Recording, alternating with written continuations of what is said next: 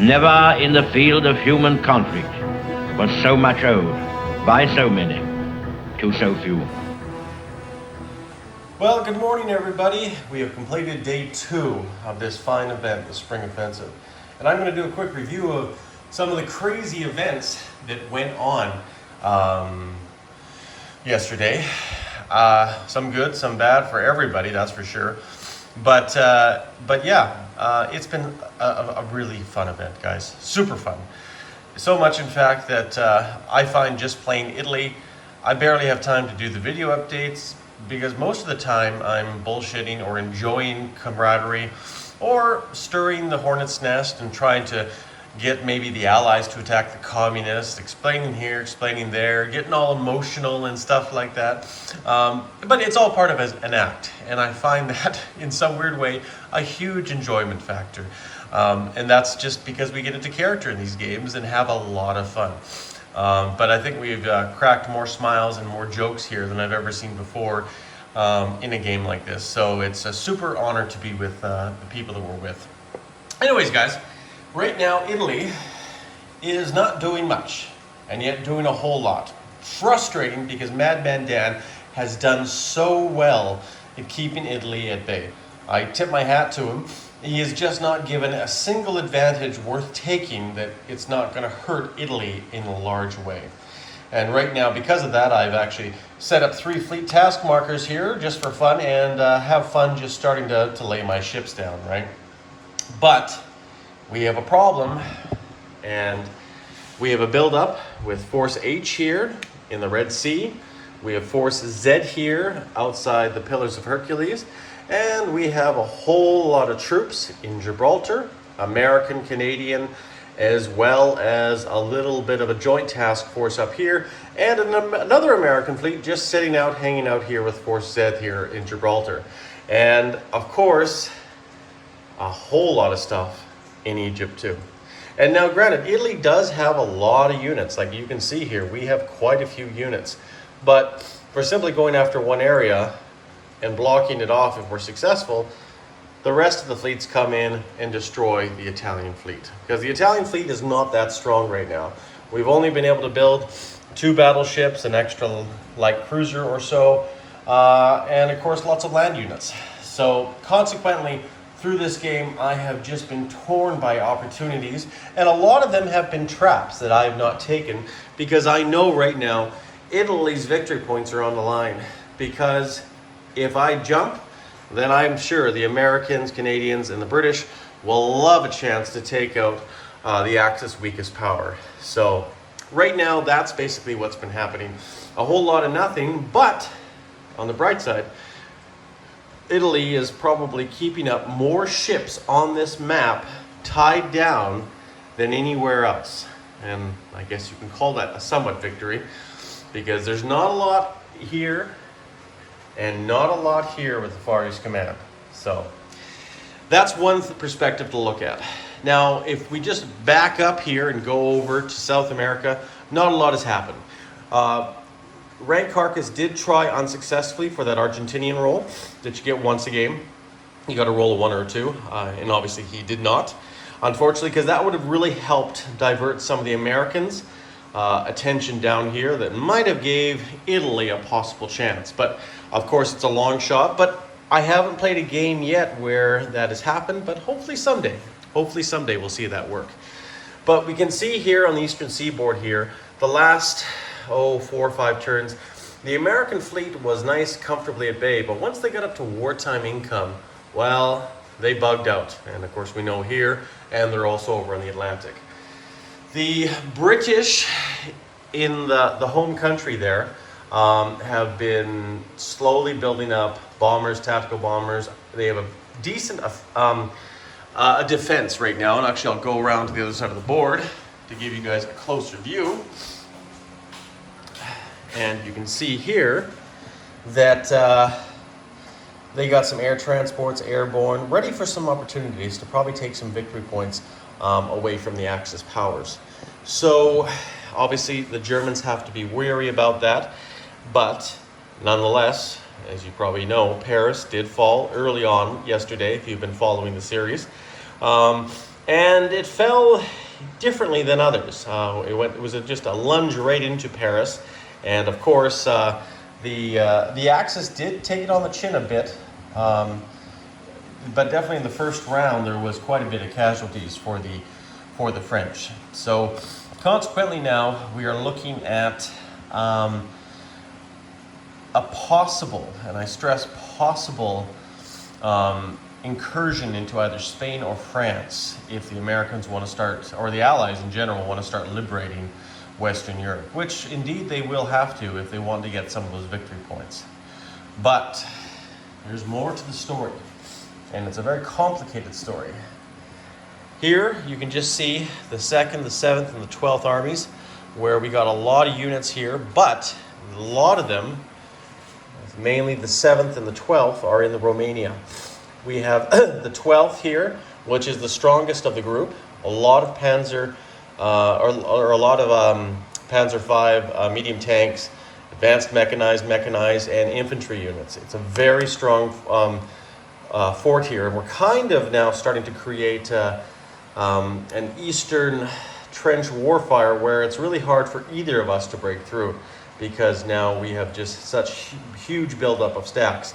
And of course we have the 7th here in Warsaw, which is comprised of a decent air force and a lot of other ground units. But that's the strength Germany has.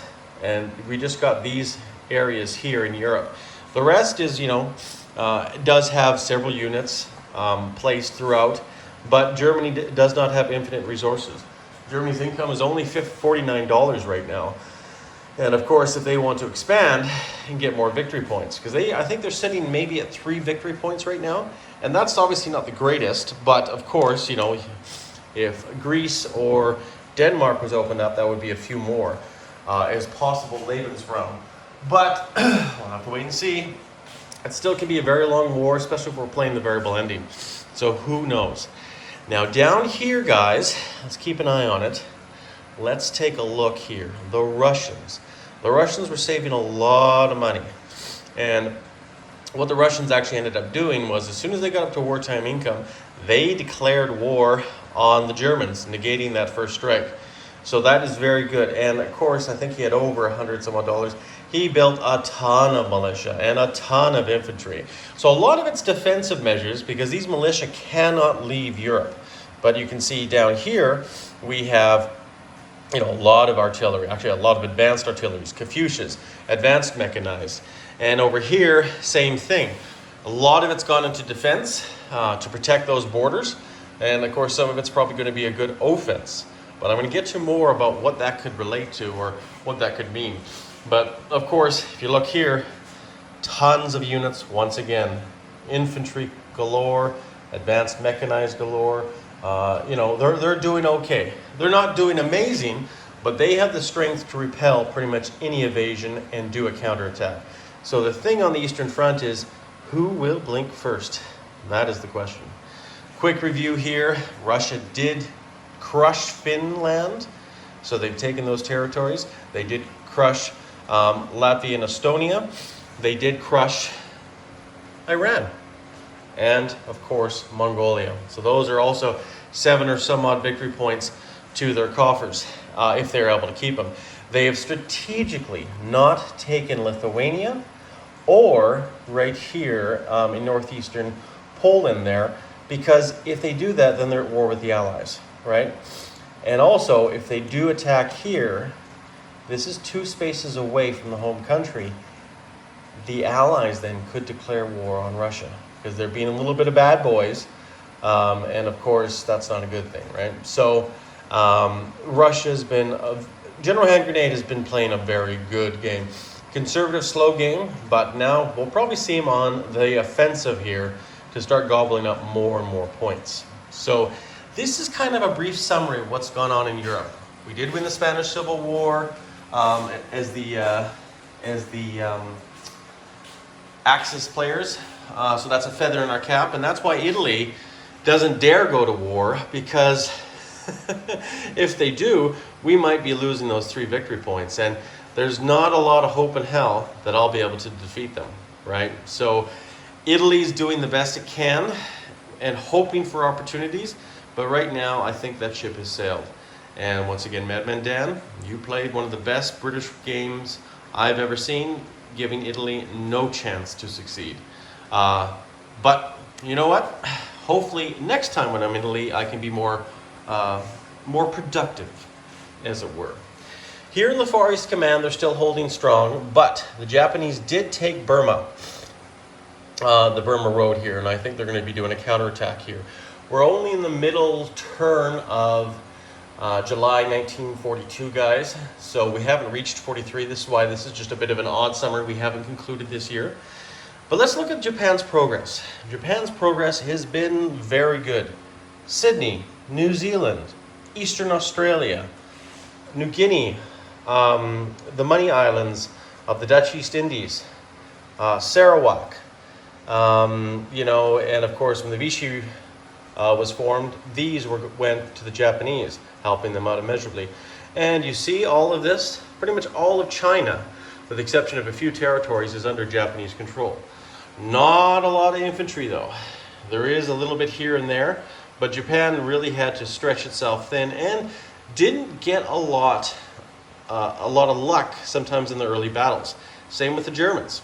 And I'll just briefly back over here. When Germany attacked Yugoslavia, there was 5 or 6 defenders, I think, in Yugoslavia at the time. Well, we lost 4 infantry divisions. That's kind of the game the Germans have been having. Not a whole lot of luck, a little bit.